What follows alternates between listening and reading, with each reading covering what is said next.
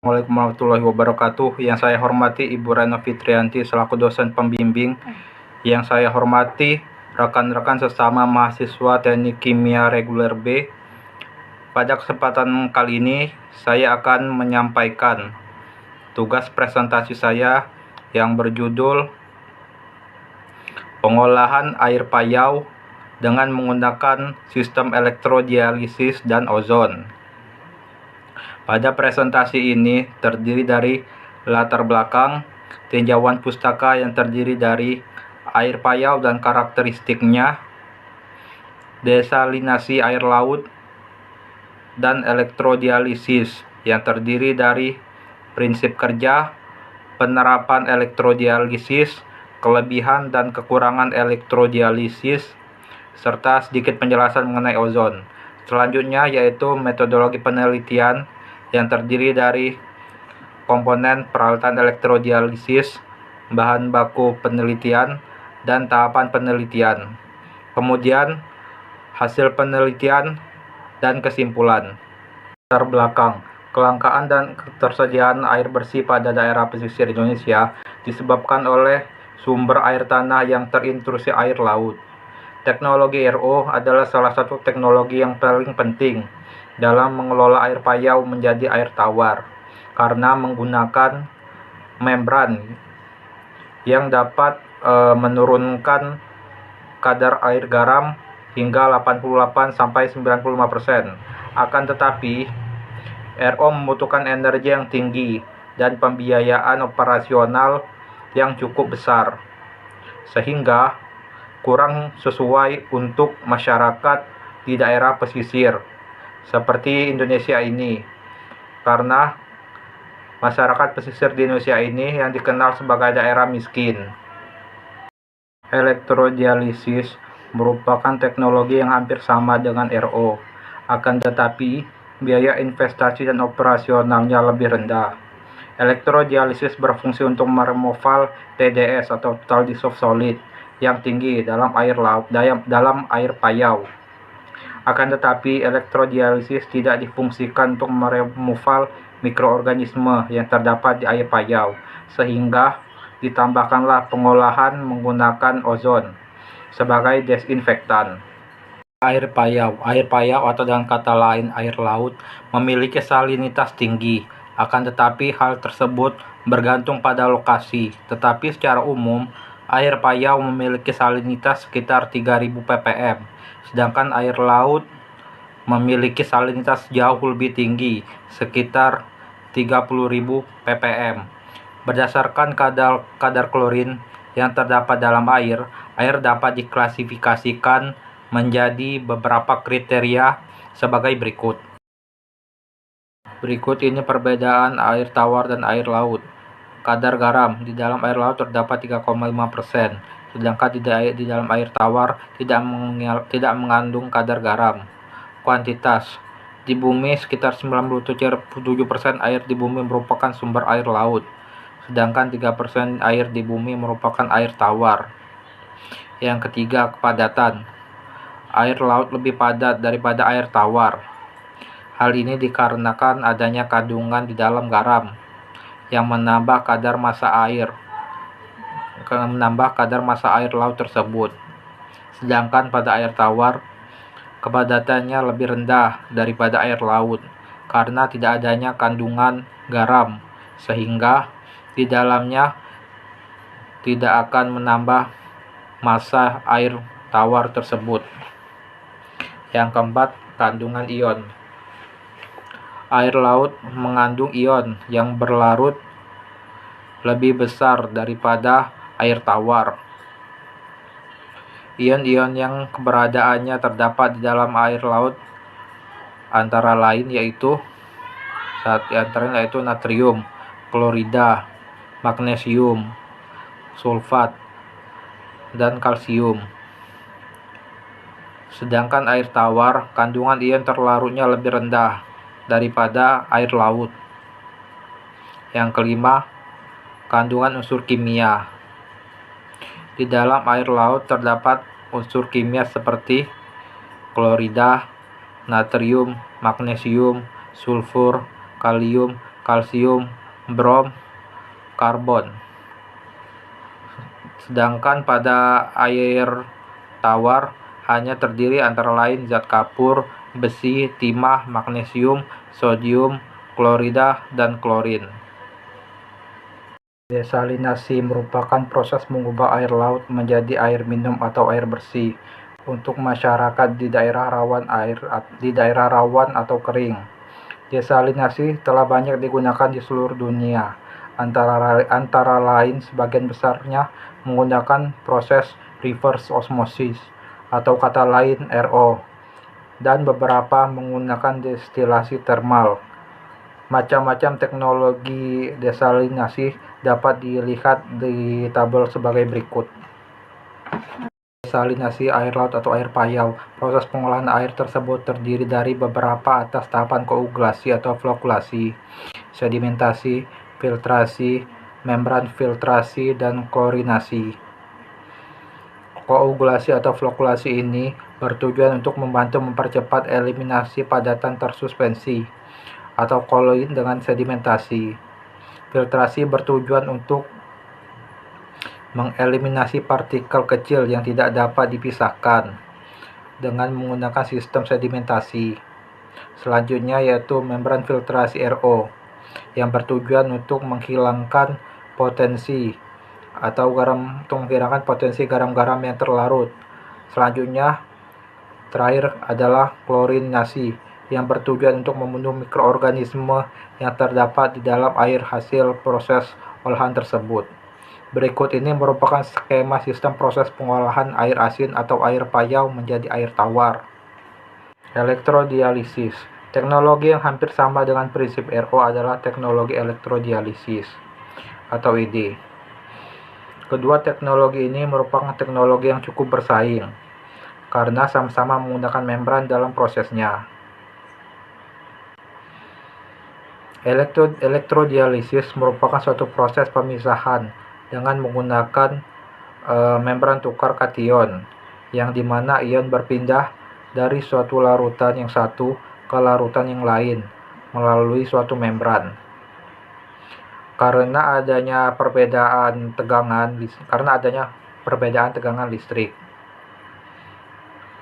Proses tersebut berjalan dalam suatu tempat yang dinamakan elektrodialisis. Reaksi yang terjadi pada elektroda adalah sebagai berikut.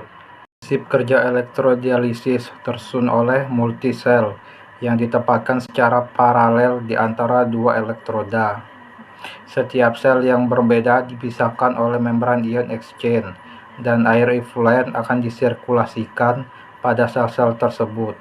Pada sel yang lain, air akan terkonsentrasi dan didesalinasi. Kinerja elektrodialisisnya yang ditentukan oleh beberapa parameter. Di antaranya yaitu konstruksi susunan membran, bahan material elektroda, konsentrasi air efluent dan efluent, selektivitas membran, kecepatan aliran, densitas arus, tingkat recovery, dan lainnya. Teknologi elektrodialisis menggunakan membran tukar ion, yaitu membran tukar anion dan kation yang bersifat permeabel, berupa lembaran dari resin tukar ion, atau juga dapat mengandung polimer, yang berfungsi untuk memperbaiki kekuatan mekanik dan fleksibilitas. Membran tersebut berbentuk menyerupai jaringan cross-linking untuk menjaga agar tidak terjadi pelarutan bila digunakan dalam suatu larutan atau cairan. Penerapan elektrodialisis banyak digunakan pada desalinasi air laut, produksi air minum, pemisahan air dari limbah, predemineralisasi untuk keperluan boiler, dan juga pada pabrik makanan dan minuman. Misalnya, untuk mengurangi rasa asam pada jus buah. Kelebihan elektrodialisis dibandingkan dengan RO dalam hal tekanan, penggunaan membran, dan biaya investasinya. Tekanan yang dibutuhkan elektrodialisis lebih rendah dari RO, dan kemampuan membrannya lebih tahan lama dibandingkan dengan RO. Karena proses elektrodialisis ini dapat meminimalkan terjadinya fouling pada membran. Selain itu, biaya investasi dan operasional tidak sebesar RO, dikarenakan penggunaan yang digunakan adalah energi listrik. Akan tetapi, elektrodialisis ini tidak dapat difungsikan untuk meremoval mikroorganisme, sehingga diperlukan pengolahan tambahan. Selanjutnya, ozon. Ozon merupakan suatu desinfektan yang mampu mendegradasikan suatu senyawa-senyawa organik, serta menghilangkan warna, bau, dan rasa. Selain itu, ozon juga merupakan teknologi yang ramah lingkungan, dikarenakan sebelumnya atau setelah bereaksi dengan unsur lain, ozon akan menghasilkan oksigen. Efektivitas desinfeksi dari ozon ini tergantung pada kerentanan dari organisme target, waktu deteksi, dan konsentrasi ozon. Permasalahan yang akan dibahas dalam paper ini ialah mengenai efektivitas atau menganalisis efektivitas kombinasi dari elektrodialisis dan ozon dalam pengolahan air payau menjadi air tawar. Variabel yang digunakan di dalam penelitian ini meliputi variabel debit, tegangan, dan waktu dalam pemaparan ozon. Komponen elektrodialisis ini terdiri dari paket reaktor, membran, pompa resikulasi, adaptor, anoda dan katoda, multimeter, kabel dan selang medis, tangki reservoir, dan ozon generator. Berikut ini adalah gambar reaktor dari elektrodialisis dan ozon. Bahan baku pada penelitian yang digunakan adalah sebagai berikut. 1. Air baku dari air payau. Air baku diambil dari sumur di Pulau Mandangin dengan TDS 10.000 mg per liter. Kemudian diencerkan hingga mencapai range TDS 2000 sampai 2300 mg per liter. Yang kedua, lem sealat yang berfungsi sebagai perekat antar kompartemen yang berfungsi untuk menghindari kebocoran. Yang ketiga, aquades. Aquades di sini berfungsi sebagai flushing sehingga ion-ion pada elektrolit pekat dapat diresirkulasi dengan bantuan aquades. Dan yang terakhir yaitu larutan penyangga PO4 yang berfungsi untuk menjaga pH dalam kompartemen elektroda agar tetap netral, sehingga elektroda tersebut tahan lama. Larutan penyangga yang digunakan adalah larutan KH2PO4 dan KH2HPO4. Pelaksanaan penelitian. Variabel penelitian. Variabel yang digunakan dalam bentuk penelitian ini yaitu ada 3 aspek yang terdiri dari 1. Variabel debit di elektrodialisis. Debit yang digunakan adalah 0,67 liter per jam, 0,17 liter per jam, dan 0,13 liter per jam.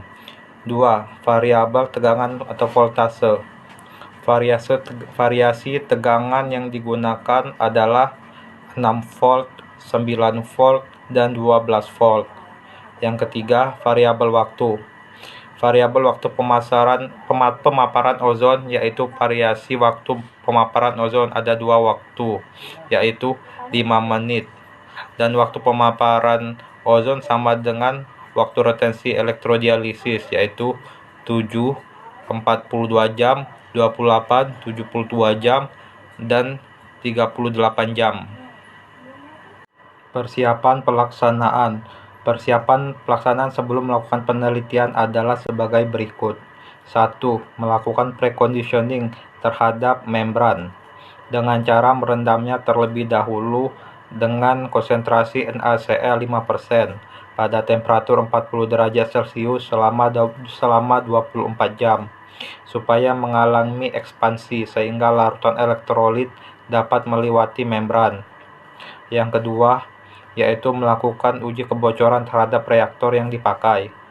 Berikut ini merupakan gambar pemasangan reaktor elektrodialisis.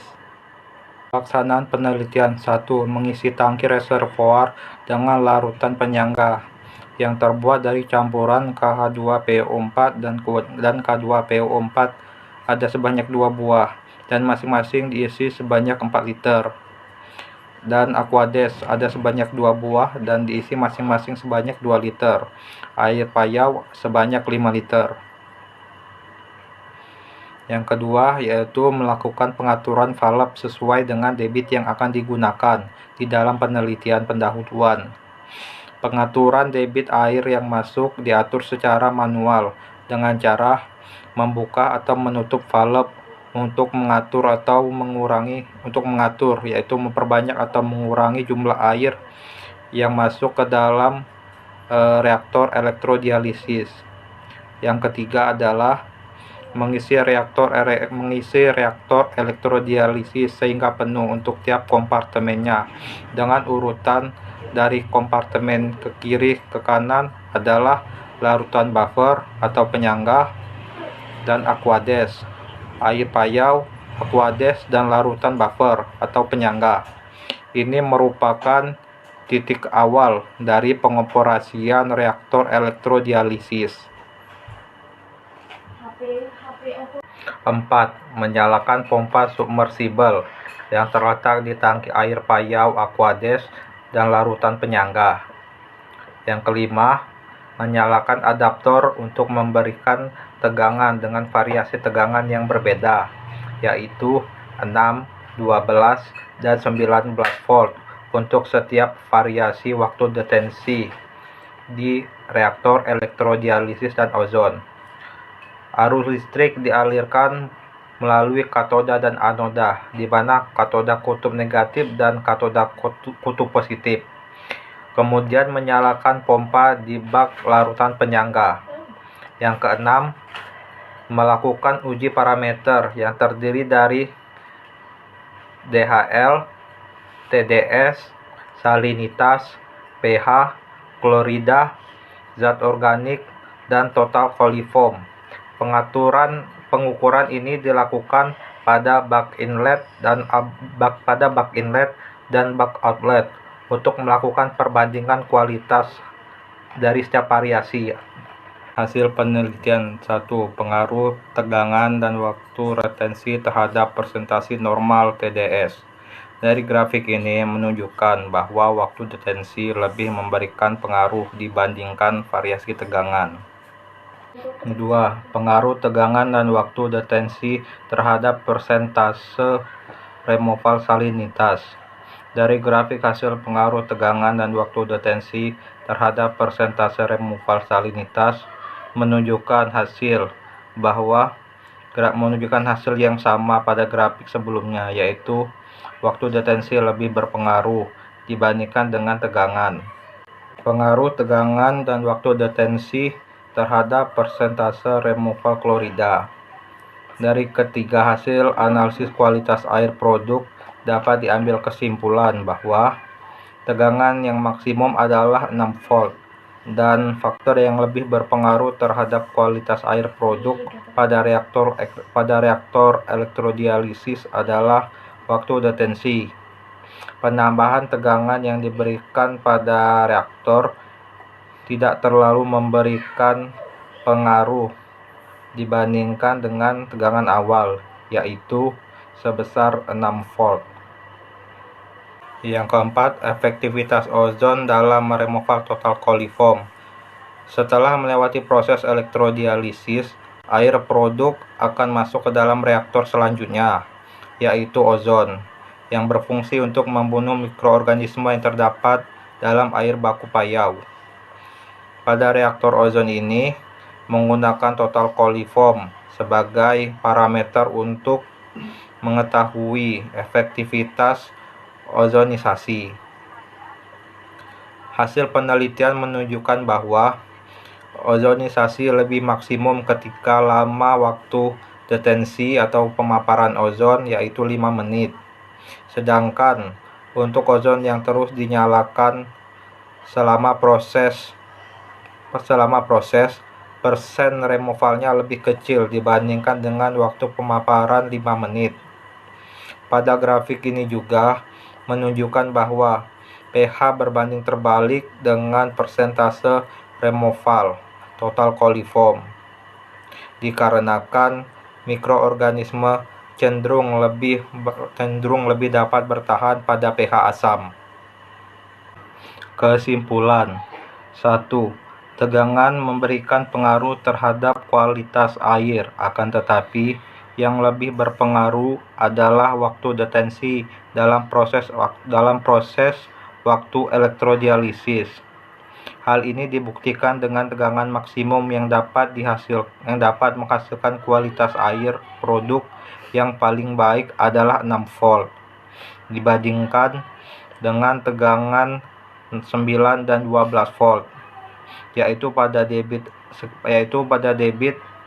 0,13 liter per jam dengan persentase removal TDS sebesar 35,68%, salinitas sebesar 36,65%, dan klorida sebesar 34,75%. 2.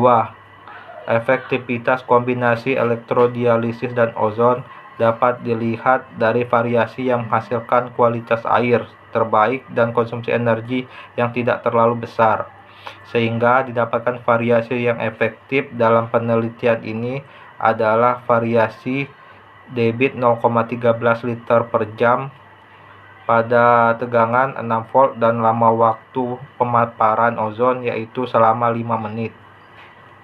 Demikianlah presentasi yang dapat saya sampaikan. Untuk tugas presentasi saya yang berjudul Proses Pengolahan Air Payau Menggunakan Metode Elektrodialisis dan Ozon. Sebelumnya saya ucapkan terima kasih kepada Ibu Rena Fitrianti selaku dosen pembimbing untuk mata kuliah Teknik Pengolahan Air, dan juga kepada rekan-rekan sesama mahasiswa Teknik Kimia kelas reguler B. Akhir kata, saya tutup dengan billahi taufik wal hidayah. Wassalamualaikum warahmatullahi wabarakatuh.